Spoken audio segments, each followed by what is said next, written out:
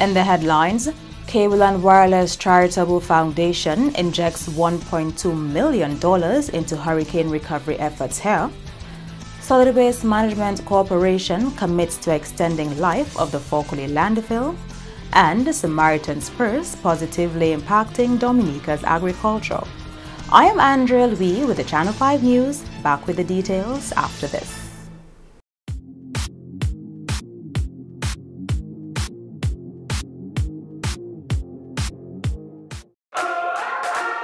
Imagine you have Hollywood at your command. Introducing Flow Evil. Ripped jeans, gold rings, all black, everything creeping through the night. Anywhere you are. Big girls don't scream hard like Halloween, make me feel alive. Oh. There's a world of entertainment here, and you run the show. Flow Evil. Rudolph Thomas Enterprise in Portsmouth, your suppliers of building materials and hardware products. Over 20 years experience in the business. Rudolph Thomas has lumber and plywood, galvanized and fenced pipe. Check out Rudolph Thomas for ceramic and vinyl floor and wall tiles, nails, nuts and bolts, paint and painting supplies. And check out their line of electrical and hand tools. Go now to Rudolph Thomas on 1240 Bay Street in Portsmouth.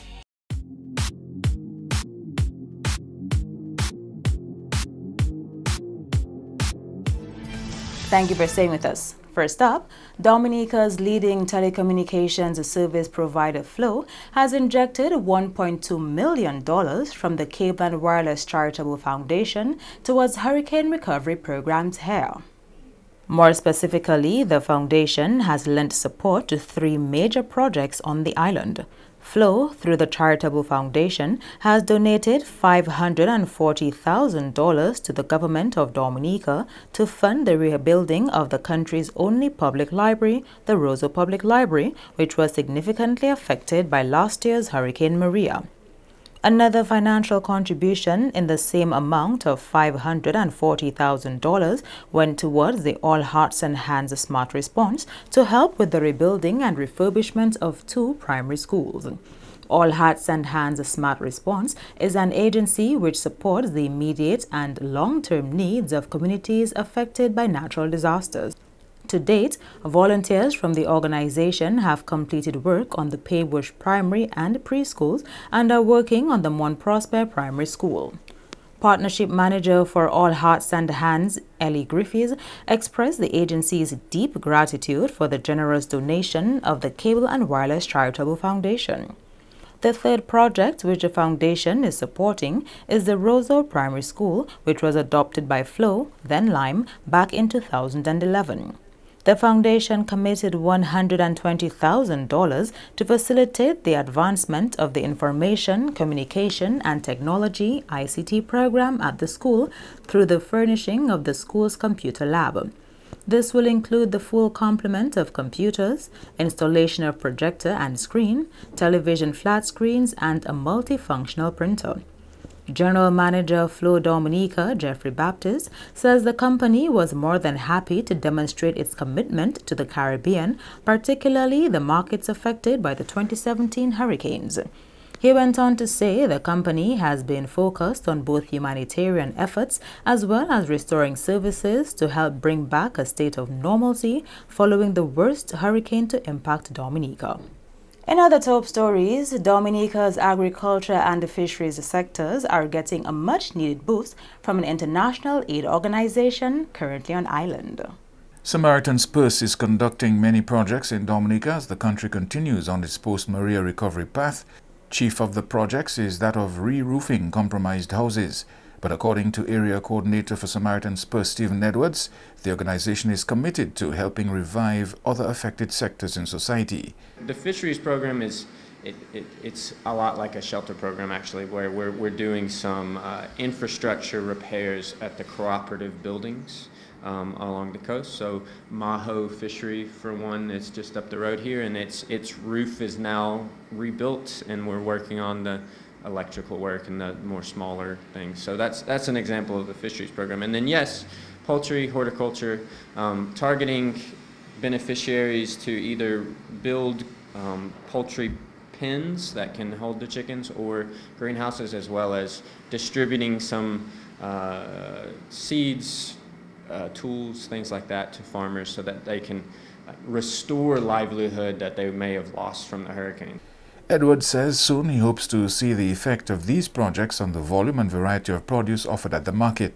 We've completed, I think, 4 poultry pens up to this point. We have quite a few others that are under construction with a few different beneficiaries, and we're doing that in phases. We're looking to do some larger beneficiaries now with bigger pens, and then a larger number of smaller pens in the future, so that people who used to have farms of like 500 chickens, we get them taken care of, and then we'll move on to people who had smaller poultry farms of 80 to 100 chickens.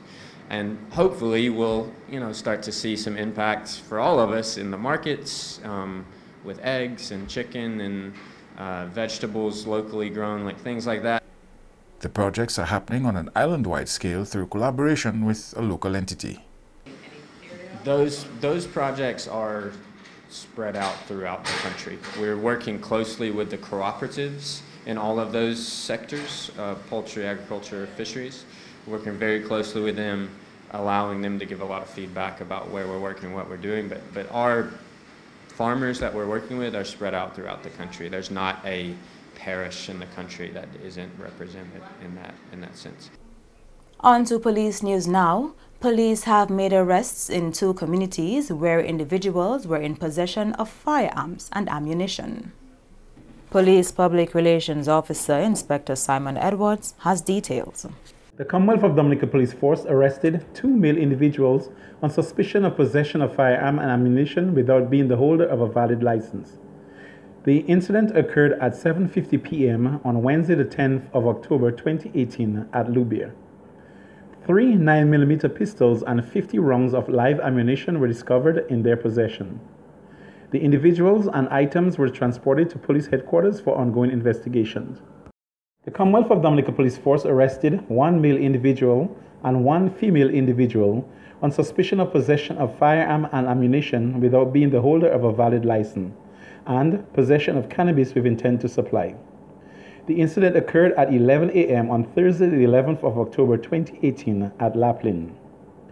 1 pistol and 1,263 rounds of live ammunition and 1,996 grams of alleged cannabis were found in their possession. The individuals and items were transported to police headquarters for ongoing investigations. On to road matters. A retiree who has spent decades in law enforcement in the United Kingdom says he feels compelled to speak out on what he describes as reckless, inconsiderate, and bad driving in Dominica.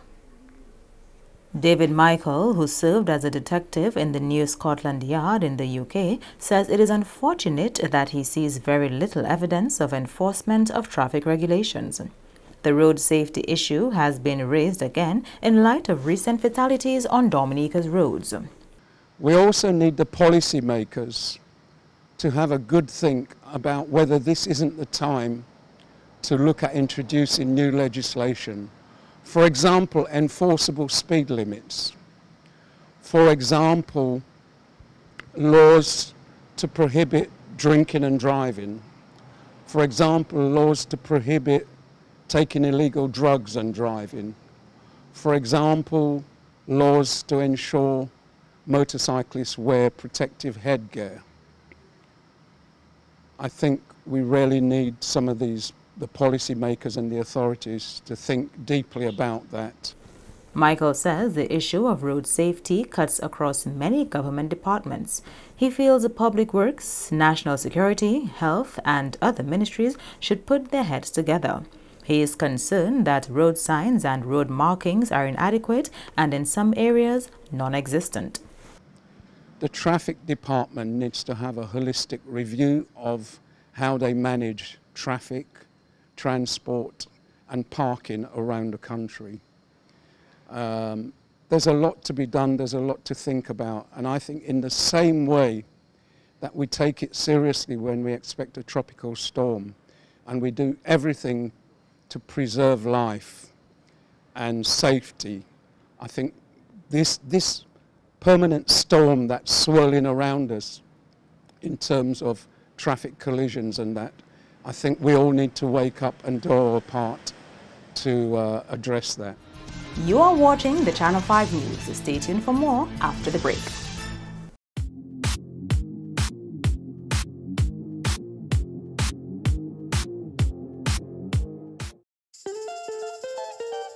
Dominica's World Creole Music Festival in 2018, October 26, 27, 28 at the Windsor Park Stadium in the capital city, Roseau. 3 nights, over 8 genres, 40 years of independence, 1 location, Dominica, the 20th edition of Dominica's World Creole Music Festival. For more information, like our Facebook page, Dominica Festivals. Visit our website, www.dominicafestivals.com for all travel, accommodation, and ticketing details. My love, my home, my Dominica, building a resilient nation. See you there! Proudly sponsored by the Government of Dominica and Discover Dominica Authority. M&J Covering is the producer of designed galvanized and galvalume in Dominica. They design to your specifications, color and length, 4 styles of galvanized and galvalume pre-painted roofing sheets as requested, and supply all your galvalume accessories. M&J Covering helps you control spending and reduce waste. At M&J Covering, they are also equipped to build your roof to precise standards anywhere on island. So come to M&J Covering at 1 Mile in Portsmouth or call 445-5001-275-5003 today. Imagine you have Hollywood at your command. Introducing Flow Evil. Red cheese, gold rings, all black, everything creeping through the night. Anywhere you are. Big girls don't scream hard like Halloween, make me feel alive. There's a world of entertainment here, and you run the show. Flow Evil.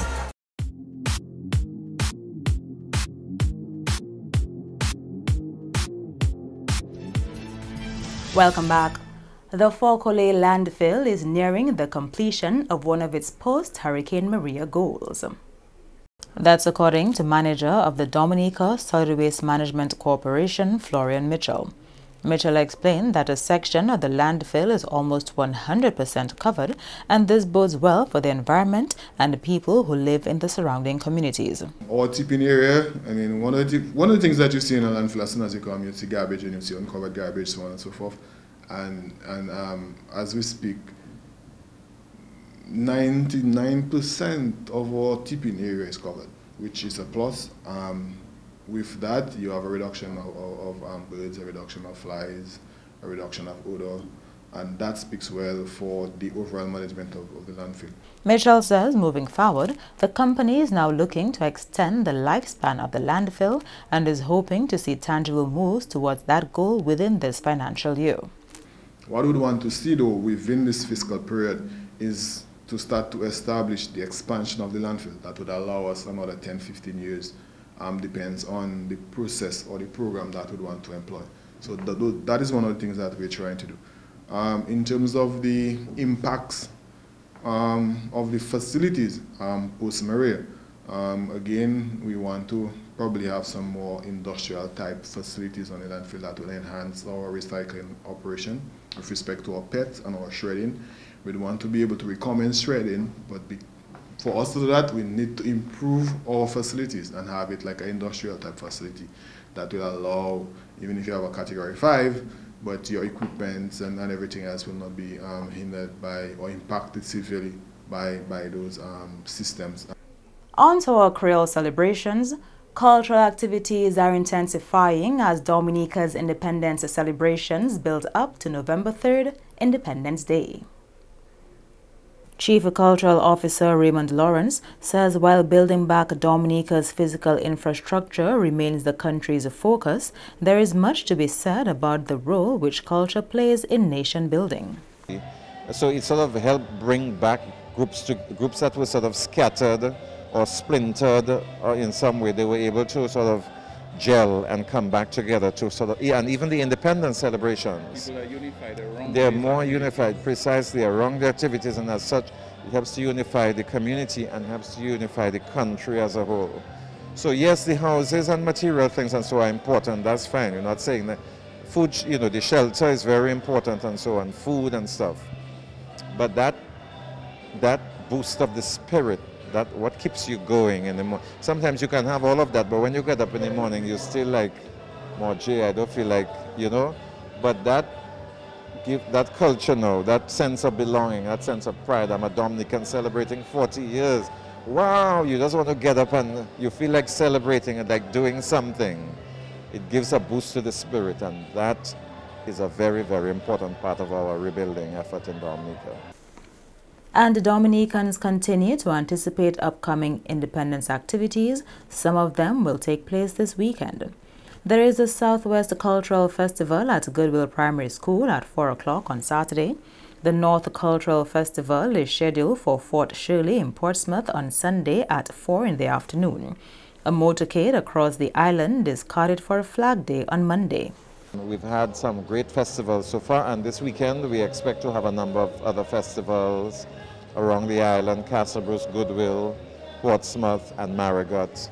Flag Day on Monday with a motorcade around the island, the Madame Wabduyet next week, and the Tea Matador Heritage Day in Portsmouth should be another exciting event, and the New Creole Rendezvous, the World Creole, the Miss Wabduyet.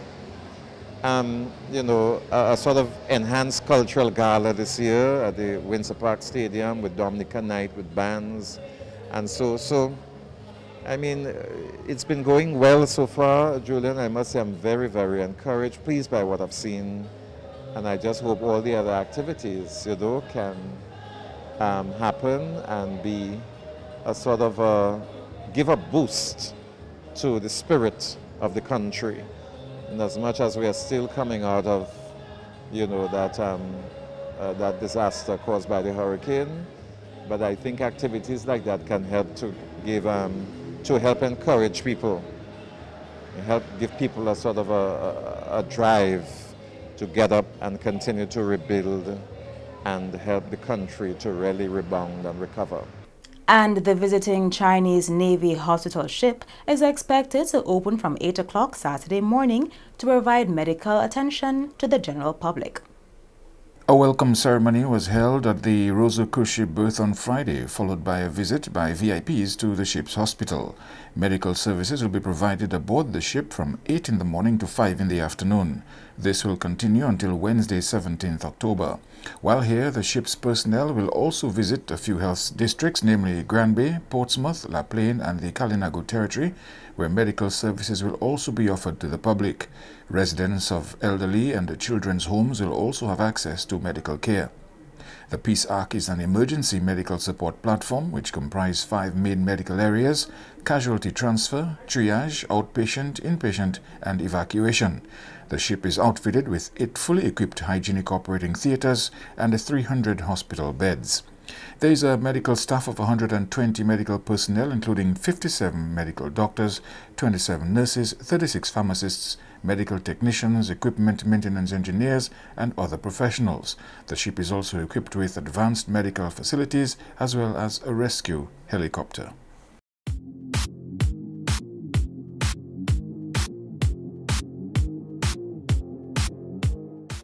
To end the news, the headlines again. Cable and Wireless Charitable Foundation injects $1.2 million into hurricane recovery efforts here. Solid Waste Management Corporation commits to extending life of Fokule landfill. And Samaritan's Purse positively impacting Dominica's agriculture. Feel free to contact us at news@marpin2k4.com. You can also access our past newscasts on our YouTube channel. On behalf of the entire production team, I am Andrea Louis, and to all of our viewers around the world, thank you so much for watching. Have a wonderful weekend.